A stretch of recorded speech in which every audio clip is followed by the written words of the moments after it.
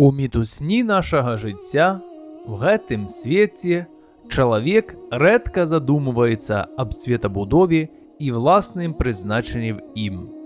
На першым плане стаяць пытанні заробку і жылля, вучобы і працы, здароўя і пражытка, бяспекі і сям'і, дзяцей, забавы і адпачынку. Яны змяняюцца гадзіну за гадзінай, дзень за днём, год за годам. Перайначваючыся, знаходзячы новыя формы, паяўляюцца новыя жаданні і імкненні да тых часоў, пакуль раптам чалавечае жыццё не перапыніцца яе заканчэннем.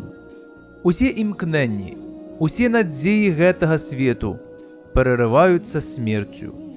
Для чого ж мы жывем? Няўжо наша жыццё, якое пачалося дзіўным чынам, перапынніцца і мы застанемся в забыцці? Няўжо тыраны і прыгнятальнікі, несправядлівасць і злачынствы застануцца беспакарнымі? Няўжо добрыя справы праведнікаў будуць забытыя? Дзе ж мяжа паміж дабрадзейнасцю і грахом? Паміж добром і злом? Што нас чакае пасля смерці? Які сэнс нашага кароткага жыцця? На все гэтыя і многія іншыя пытанні дае адказ іслам, аснову якога данёс ад Усявышняга Господа да ўсяго чалавецтва прарок Божы, пасланец Мухаммад, хай будзе над ім мір і благаславенне Аллаха.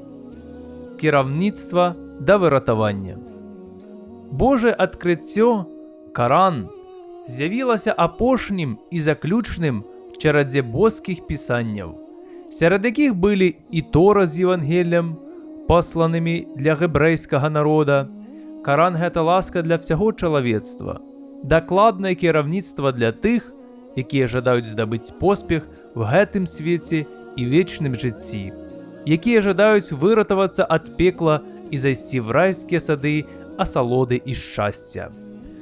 Наш стваральнік паслаў тлумачанні па ўсім аспектам нашага жыцця, паказаўшы сэнс і паклыканне чалавека, якому даецца найвялікшая магчымасць дасягнуць добрашчаснага жыцця ў вечнасці, дзе не будзе часу і ніколі не наступіць ні смерць, ні хвароба. Вернік будзе знаходзіцца в поўным спакоі і шчасці. Ён будзе задаволены всім і ніколі не будзе засмучаны. Тыя ж людзі, якія в зямным свеце адвярнуцца ад Божага паслання, заклічуць на сябе пагібель. Канчатковым прытулкам такіх злачынцаў будзе пекла, у які патрапіць кожны нявернік беззаконнік, які творыць несправядлівасць у адносінах да сябе і іншых твораў, калі не пакаецца. Чалавек – тварэнне Бога. Мусульманін – гэта той, хто аддаў сябе Богу, ідучы за тым, да чого заклікае нас наш Тварца і захавальнік, які удыхнуў у нас жыццё, надзяліўшы нас розумам, зрокам, слыхам, нюхам і дотыкам. Хто же іншы змог стварыць чалавека в яго дасканалым гарманічным выглядзе, в якім кожная чалавечая клетачка выконвае пэўную функцыю вялізнага і складнага механізму пад назвай арганізм, здольнага жыць у настолькі складаным свеце пад назвай планета Земля, якая функцыянуе в яшчэ больш вялікшым і небяспечным свеце пад назвай Сусвет. Хто ж стварыў такі найскладнейшы механізм? Гэта Всевышні Аллах, Гасподзь небясоў і зямлі, які з'яўляецца не толькі стваральнікам, але і захавальнікам ад знішчэння.